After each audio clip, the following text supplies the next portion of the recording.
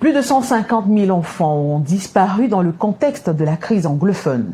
Alors que la situation de la crise dans le Nozo ne s'est pas améliorée sur le terrain, cette crise se prépare à connaître sa deuxième élection présidentielle sans que les revendications et les violences aient été véritablement apaisées. Au moins 7 personnes, dont un gendarme et des combattants séparatistes, ont été tués lors d'attaques distantes survenues ces dernières 72 heures dans la région du Nord-Ouest. Il y a quelques jours, le gouvernement était justement dans le Nord-Ouest, à Bamenda précisément, pour évaluer le plan présidentiel de développement de ces régions-là. Et quelques jours après, notamment ces dernières 72 heures, on compte 7 tueries, parmi lesquelles un gendarme, des séparatistes, entre guillemets.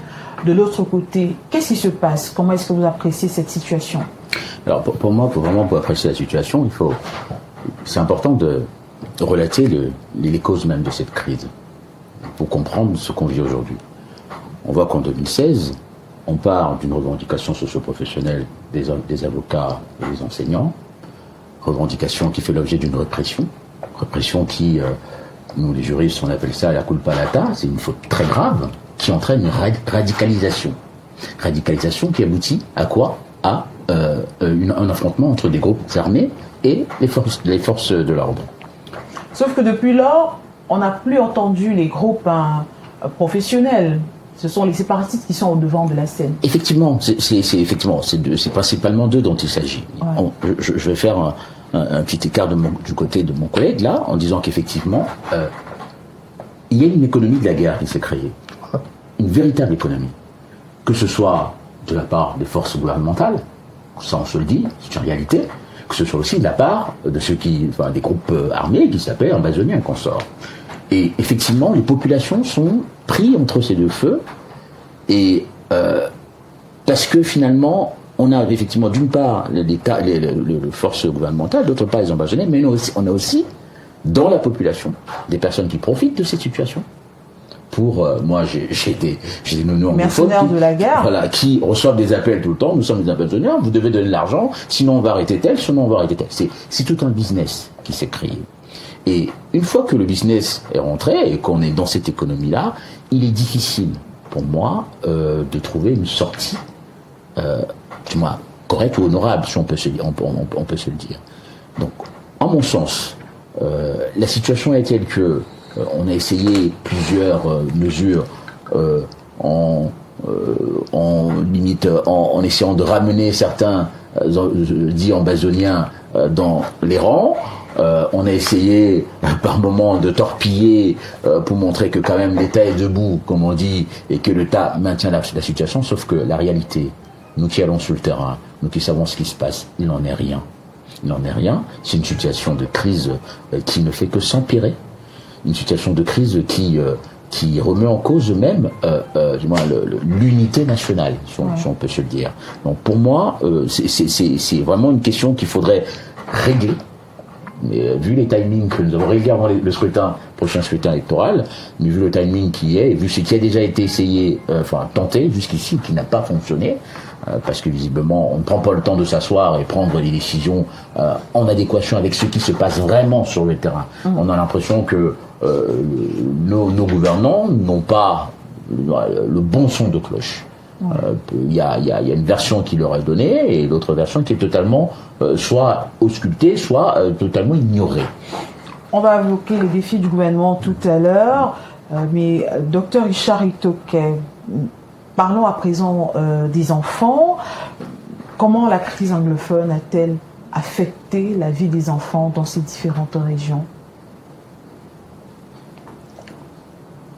Aucune guerre n'est saine. Toutes les guerres, pendant les guerres, les gens meurent.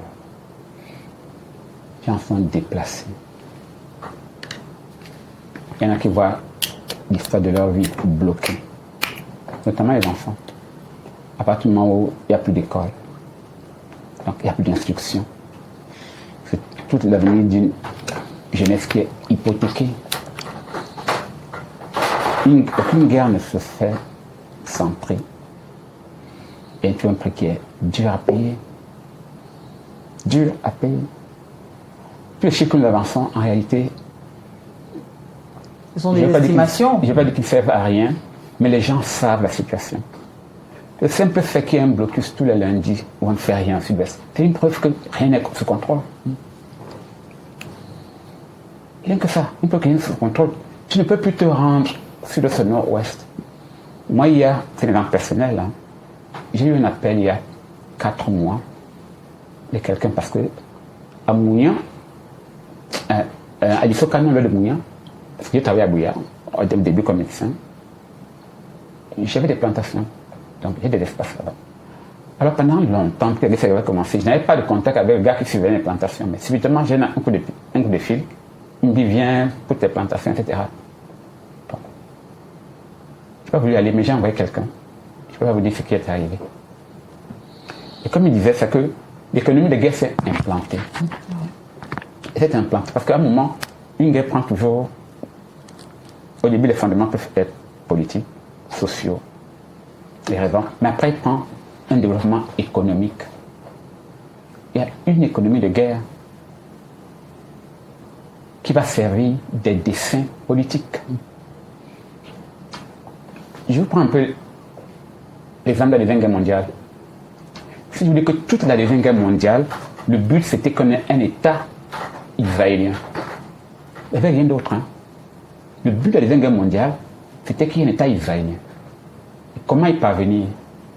Déjà, avec à Balfour, en 1917, on promet de créer un État israélien. Mais on le dit parce que il faut contrôler tout le pétrole et tout le gaz du Moyen-Orient. Il faut le contrôler. Mais pour le contrôler, il faut être présent. Comment est-ce qu'on va être présent? Au moins, il y a un phénomène historique. Il y a une supposée, c'est pas moi, un supposé peuple qui historiquement a le droit de citer quelque part, etc. Donc, il faut exploiter ça. Les sionistes amènent Hitler au pouvoir. Ah, c'est ça l'histoire, la vraie. Ils s'organisent pour que Hitler prenne le pouvoir aux États-Unis. Et ce faisant, en Allemagne plutôt, en Allemagne. Et ce faisant, donc Hitler prend le pouvoir aux États-Unis et il dit à Hitler, organise des pogroms. Donc ils encouragent les Juifs, donc deviennent maltraités, ils fuient tous en Palestine, ils fuient tous là-bas. Et après on lui dit, il faut crématoire. Donc en fait le but c'est qu'à la fin de la guerre, quand on voit que le peuple était tellement martyrisé, que créer un État devient quelque chose de naturel pour le protéger. Et si on transpose la situation avec le Cameroun, je vais venir, qu'est-ce que cela sous-entend? Je vais vous montrer, etc. Il faut d'abord comprendre comment les guerres se font. Les raisons qu'on vous donne ne sont jamais les bonnes raisons. Hitler n'est jamais mort dans un bunker dans l'acide, non. Hitler continue de vivre en Amérique latine. Une fausse identité. Oui, c'est la réalité. Il a été exfiltré. La preuve c'est que tous les savants allemands, certains sont allés en URSS, on continue de travailler là-bas, d'autres on continue aux États-Unis. La plupart des nazis ont vécu en Amérique latine. Mais bref, après la Deuxième Guerre mondiale, donc, tout était là pour que les États-Unis aient un 51e État et contrôlent le gaz et le pétrole. Après, on a vu comment ils sont installés partout, des bases militaires partout. Ils contrôlent le pétrole, etc. Ça a commencé avec l'Iran, avec le Shah Pahlavi. Donc, ils étaient installés partout. L'Arabie Saoudite, ils l'ont mis dans la poche. Ils contrôlaient toutes les ressources. C'était le but, créer cet État artificiel. Bon, maintenant je reviens au cas du Cameroun. Dans une économie de guerre, on parle des seigneurs de guerre. Des seigneurs de guerre. Pas le temps de seigneurs qu'on dit Jésus, non. Seigneur, S-A-I, ceux qui saignent. Vous savez, quand on fait le vin de palme, le gars qui fait le vin de palme, c'est un seigneur. Ouais. Et dans la guerre, et c'est ce qu'on a réalisé. Si vous prenez la fameuse famille Rothschild qui a financé les deux côtés des gars qui se battaient pendant la Deuxième Guerre mondiale, c'est la même chose ici. Des deux côtés, anglophones, francophones, mon analyse de sociologue fait aboutir à la conclusion que ces deux camps s'entendent très bien, savent très bien ce qu'ils font, ces deux les Camerounais. Quand vous parlez de deux camps, et ça enrichissent. Est-ce que vous pouvez nous apporter des précisions? Il s'agit desquels? C'est séparatiste et une partie du gouvernement. D'accord. Qui s'entendent sur le dos des Camerounais. Et effectivement, dans ce désordre, il y a, comme on dit, de grand magnétisme qui est rentré, lui aussi, et qui tue sa partition. Je donne un exemple, ça c'est des exemples concrets. J'ai une employée qui perd son beau-frère qui était policier. Enfin, il est enterré à Bamenda. On leur dit, si tu as fait un policier, fais 3 millions pour qu'il puisse être enterré ici. Voilà les réalités qu'on dit aujourd'hui, pour qu'il puisse être enterré. Et je leur dis, mais vous ne pouvez pas informer les autorités. Ils me disent que c'est pas dans quoi on vit. On dit aux autorités, mais ils ne pourront rien faire.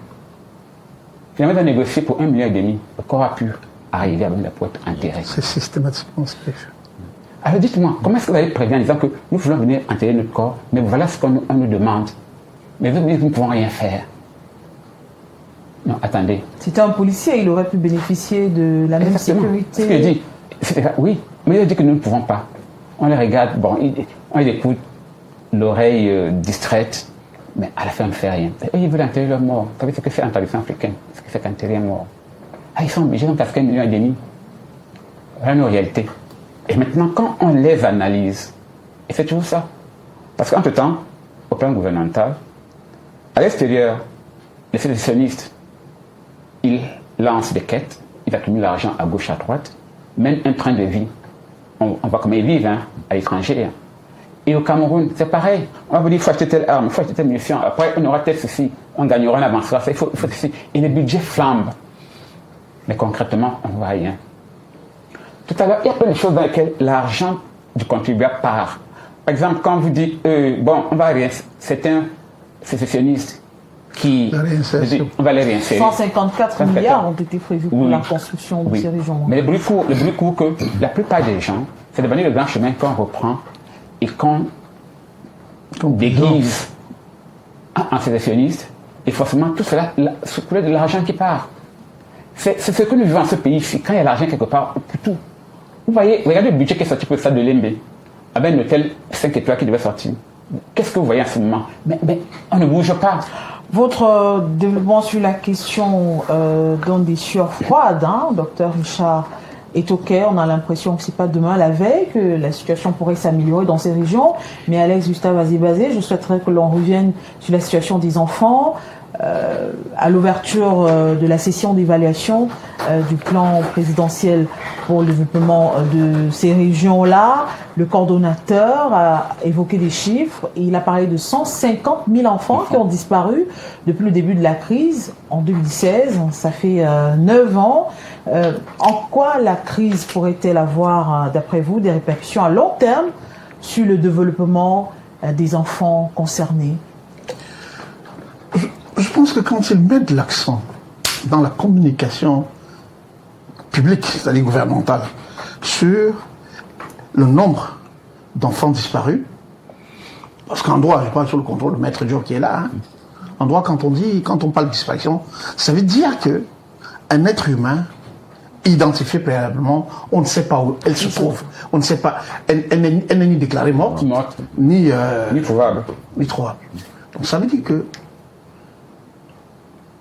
le gouvernement met l'accent sur un point qui, de toutes les façons, ne peut faire l'objet d'aucun véritable débat. Justement, on peut s'étonner de ce que ce chiffre soit évoqué juste comme ça en passant. Bon, voilà. À la suite de l'évaluation, il n'y a pas eu de résolution prise. Pour apporter de véritables réponses à cette question d'enfants disparus. Je crois que ce qui s'est passé la semaine dernière, je crois à Bamenda, quand le ministre s'y est rendu avec une délégation. J'allais dire une cohorte, mais c'est une délégation. On ne dit pas cohorte quand on parle des pouvoirs publics. C'est une manière de bluff en pleine pré-campagne électorale.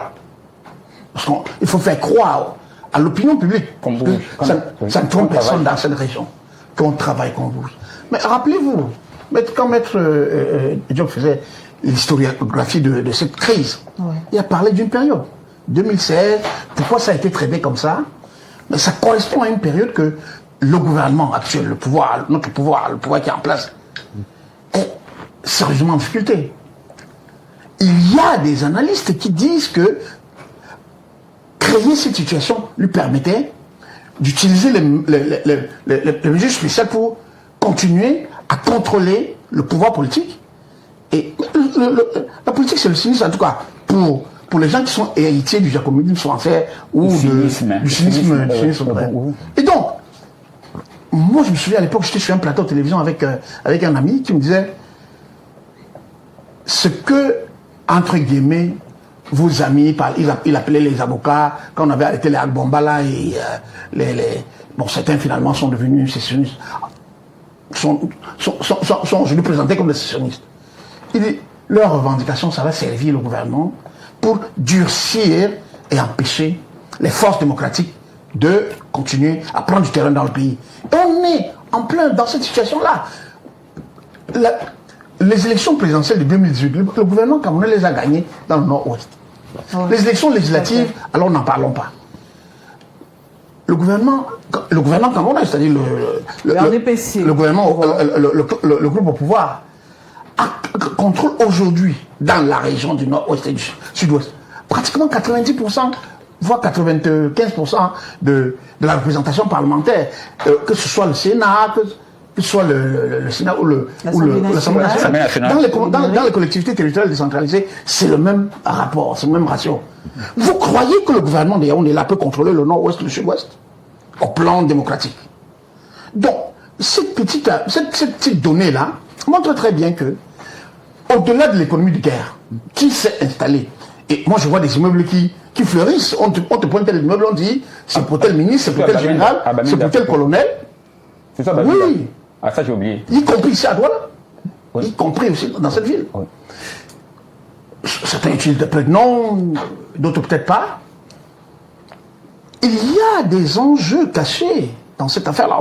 On peut se censurer pendant longtemps, mais à un moment donné, on finit par se dire, parce que ça nous coûte ce que ça nous coûte, l'État du Cameroun n'assume plus auprès de l'ensemble des Camerounais une bonne partie de ces missions régaliennes, notamment au plan social. Ouais. Aujourd'hui, discutez avec le ministre des Finances.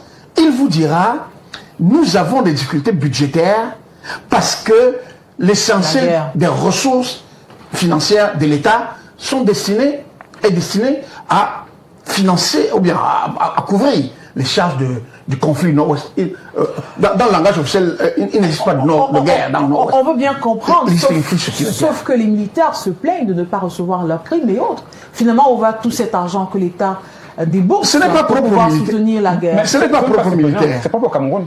Dans tous les secteurs d'activité publique au Cameroun aujourd'hui, dans les hôpitaux, vous voyez très bien que quand tous les services, je dis bien tous les services, y compris le nettoyage, le pansement par une infirmière ou bien par un soignant, est payé par le patient. Je parle des hôpitaux publics, oui. Je ne parle pas des cliniques, je ne parle pas des établissements. Dans les écoles publiques, c'est inscrit dans les factures. Bien sûr, c'est inscrit et ça ne semble déranger personne. Et pourtant, l'État a des budgets qui sont financés par nos impôts. Et c'est quand vous entendez souvent le gouvernement dire, le secteur de l'éducation, les ministères de l'éducation, de l'éducation de base, de l'enseignement supérieur et des enseignements secondaires sont les départements qui cumulés ont la part la plus importante du budget de l'État. Mais allez voir ce qu'on en fait. Les établissements ne sont pas financés. Le paquet minimum, pour ne parler que du primaire, ne vient pas, ou vient pratiquement à la fin de l'année, mais absolument saucissonné. Et c'est les parents, c'est les familles qui financent dans les écoles. Les enseignants pratiquement n'enseignent même plus. Et on vous impose de payer, les enseignants vous imposent de leur payer des royalties ou des cachets de l'ordre de 5 000 à 10 000 francs pour que, si vous voulez que vos enfants aient les devoirs, qu'ils aient accès à un suivi, tout le monde le sait et personne ne fait rien. Quand vous êtes parents, vous y allez, on estime que non, vous dérangez. Comme dit les défenseurs des droits humains, comme mes amis là, je les assiste souvent quand on vient les voir pour se plaindre. Ils ne peuvent même pas dire, ils ne peuvent même pas dire aux gens allez au tribunal. Parce qu'au tribunal, le maître va vous dire, vous savez très bien que les magistrats vont dire, vous avez combien pour nous? Voilà, David Moukoudi, la disparition de 150 000 enfants, c'est énorme quand même. Où sont passés tous ces enfants? Comment on en arrive à perdre de vue autant d'enfants? Où sont passés ces enfants? Est-ce que vous en avez rencontré dans vos activités dans les rues, qui sont détachés de leur famille? Il faut peut-être poser la question au MINDEF au MINAT. Et peut-être aux séparatistes aussi. Certainement à la primature. Non, pourquoi je cite cette structure-là? Parce que, le MINAT, il a tout le renseignement au niveau national. C'est lui qui gère le renseignement interne.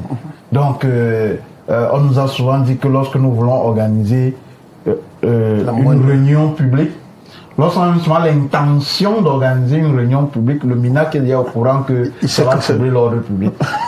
Et du coup, il demande à ses sous-préfets et préfets d'interdire ou alors de s'infiltrer pour pouvoir contrôler. Mais on se pose la question, comment est-ce qu'une zone comme des régions comme le nord-ouest et le sud-ouest, où depuis 2015, on sait ce qui y sévit, on arrive à connaître la disparition de plus de 150 enfants. 150 000. Aujourd'hui, personne n'a... C'est-à-dire qu'on n'a aucune trace. On veut nous faire croire que subitement, notre service de renseignement interne et externe ne fonctionne plus. Ça va fonctionner quand un homme, un leader politique va vouloir organiser son meeting ou sa campagne, ou quand une organisation de la société civile va vouloir organiser une réunion publique ou manifestation publique sur le terrain. Non. C'est vraiment assez grave, et on a l'impression que lorsque quelque chose arrive et que ça ne touche pas directement les familles de ceux qui dirigent le pays, ils ne se bougent pas. Vous vous souvenez de cette affaire, de ces préfets, du préfet et sous-préfet qui avait été enlevé au nord-ouest pendant des mois. Il a été retrouvé plus tard. Et vous voyez que lorsqu'il a été retrouvé, il a été relâché, amaigri, eh bien, il est allé vers qui? C'est que même ceux qui sont censés gérer le renseignement, je vous rappelle, son patron direct, qui est le MINAT, était, je crois, la dernière personne qu'il a rencontrée. Donc, c'est pour dire, la situation est vraiment assez grave. En attendant que le renseignement nous donne plus d'informations sur la position de ces enfants, d'après vous, où est-ce qu'ils peuvent se trouver? Non. Comment est-ce qu'on en vient à perdre de vue autant d'enfants? C'est énorme quand même. On l'a dit ici qu'il y a une économie de guerre qui s'est installée.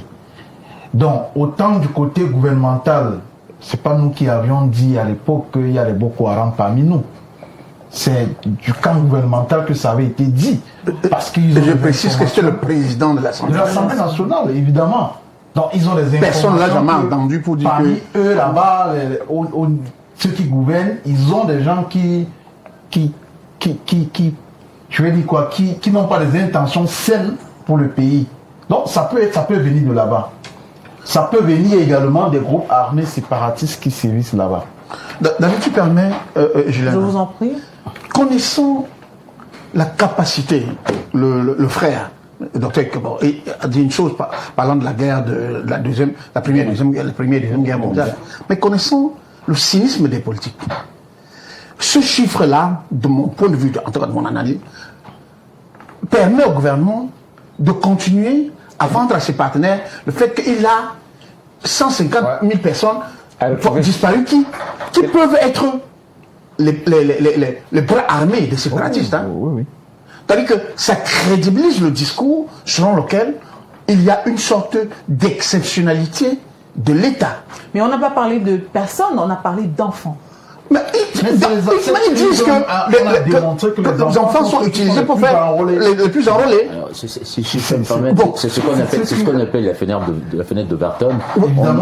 On vous avance un fait pour pouvoir justifier des choses que ça devienne normal. Normal de faire, de poser un autre acte. Et là, on parle de 150 000 enfants. Effectivement, dans 2-3 mois, on nous dira, on a retrouvé peut-être, il y a 150 000 ambassadeurs qui ont fait ceci, cela, et ça permettra de nourrir la communication gouvernementale. Donc c'est un peu ça le... Et il faut savoir que le discours politique, très souvent, à 110%, est d'abord masque. Il n'est jamais réalité. Et avec toujours une tendance, quand vous sortez 150 000, ils vont toucher le point, c'est qu'au plan enfant, c'est que l'enfant, quelque chose de très délicat, au plan international, ça mobilise tout le monde. On regarde. À partir de là, des fonds peuvent être mobilisés. Au plan national même, on vous dit non, ces enfants, il faut les retrouver. C'est les budgets. L'argent va couler à flot. Et nous savons la kleptomanie généralisée qui reste au sommet chez nous. laissant tomber le côté vicieux peut-être de l'affaire, On est obligé de pour interroger on est obligé de- les réalités et l'humanité des personnes qui se soucient véritablement de ces enfants. C'est pourquoi je m'adresse à Oui, Maître Calvin Job et David Moukoudi. Pour des organisations comme vous, au Monde Avenir, le REDAC, nous les journalistes, on a souvent croisé des très jeunes enfants dans la rue qui nous disent ils savent pas où leurs parents se trouvent. Les parents également qui vous disent ils ont perdu de vue certains de leurs enfants. À votre niveau, quelles mesures ont été prises pour retrouver ces enfants disparus ou alors pour créer un contact avec des membres de leur famille? Est-ce que vous en avez déjà croisé quand même? Non, mais bien sûr, que ce soit les sur déplacer. place à Mondavini, il y a des parents qui sont souvent venus se confier en nous, mais évidemment qu'on garde sous l'anonymat, on ne peut pas les mettre sur la place publique, évidemment. Même ceux qui sont sur place, on a des informations qui sont partagées avec nous de ce qu'il y a des familles qui ne retrouvent pas leurs enfants. Certaines, depuis même que la crise a commencé, qui ne retrouvent pas. Mais c'est là, c'est-à-dire que toute l'inquiétude, et c'est à ce niveau que ce qui a été avancé par l'aîné Gustave Azébazé a tout son sens. De dire qu'on avance des chiffres parce qu'il faut se donner une raison de faire quelque chose. Soit une raison de lever des fonds, soit une raison de durcir le temps dans la région.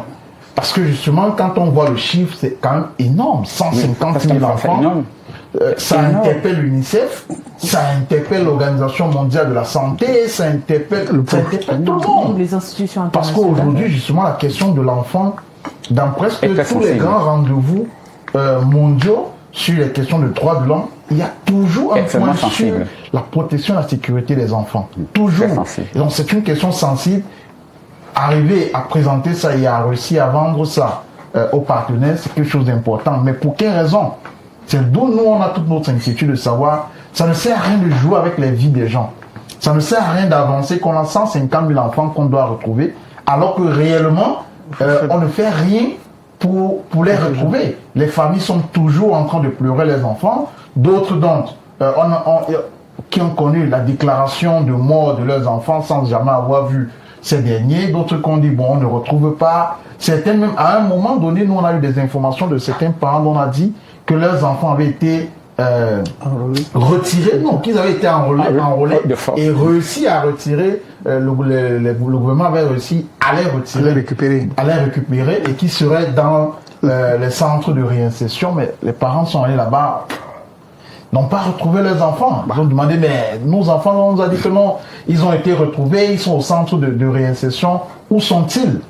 On ne les retrouve pas. Donc c'est pour dire que la situation est plus que ça, c'est pas à nous de dire exactement où sont ces enfants. Je pense que le gouvernement doit mettre en marche toute la mécanique et tous les éléments nécessaires de renseignement, mais surtout pour retrouver ces enfants que ça fait beaucoup de mois et beaucoup d'années pour d'autres aujourd'hui. Certaines d'entre ces familles n'ont même pas connu la visite officielle des autorités administratives, ne serait-ce que pour les rassurer et les reconforter. Maître Aventure. Effectivement, enfin, ce qu'il dit là est vraiment, c'est symptomatique de la situation.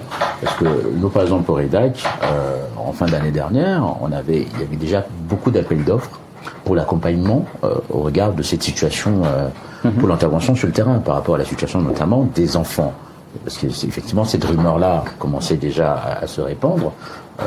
Nous, dans le fonctionnement interne, c'est effectivement répondre à ces appels d'offres pour pouvoir engranger l'argent, aller sur le terrain, faire le travail de collecte d'informations, faire le travail de sensibilisation aussi des parents.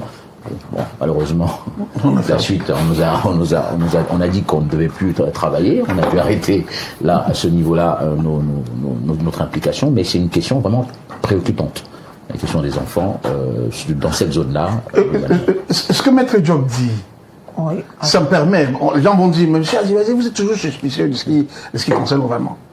Ça me permet de dire que les menaces réitérées et itérées qu'il y a à l'endroit des organisations de défense des droits de l'homme et des organisations humanitaires.